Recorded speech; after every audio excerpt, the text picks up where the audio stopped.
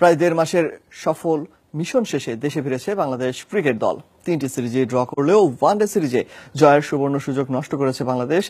দেশে ফিরে এমন মন্তব্য করেছেন ওয়ানডে অধিনায়ক মাশরাফি বিন মুর্তজা। এখন আয়ারল্যান্ডে ত্রিদেশীয় সিরিজে শিরোপা জয়ের লক্ষ্য নির্ধারণ করেছে টিম টাইগার্স।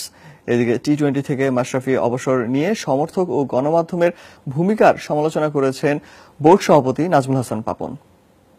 খারাপ সময়গুলো ওনারা পাশে ছিল, দোয়া ছিল ওনাদের, তো এর জন্য আমি হয়তো এতদিন খেলতে পারছি।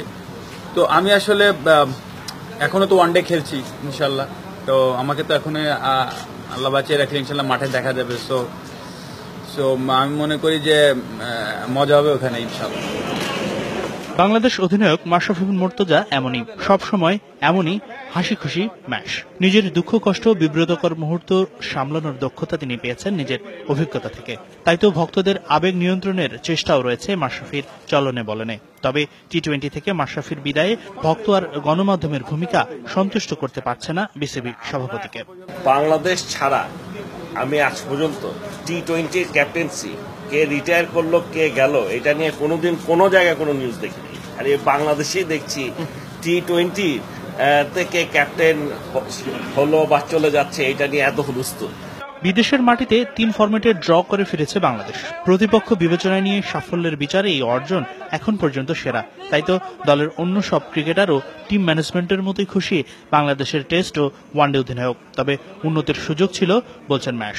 একটাই অপ্রাপ্তি যদি বলেন, আমার কাছে মনে হয় ওয়ানডে সিরিজটা আমাদের জেতা উচিত ছিল, আমার পার্সোনালি আমার কাছে মনে হয়।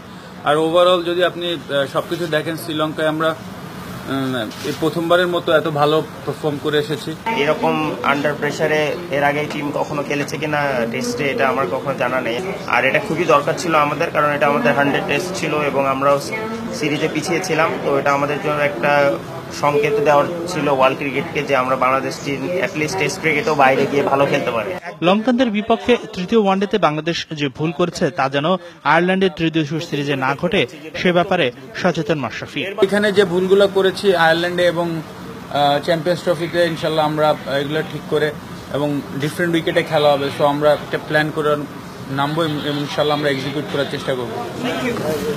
শ্রীলঙ্কা থেকে ক্রিকেটাররা দেশে ফিরলেও হেড কোচ চান্দিকা হাতুরা সিং এর সহ অন্যান্য কোচিং স্টাফরা ফেরেননি। হাসিনুর রহমান, যমুনা স্পোর্টস, ঢাকা।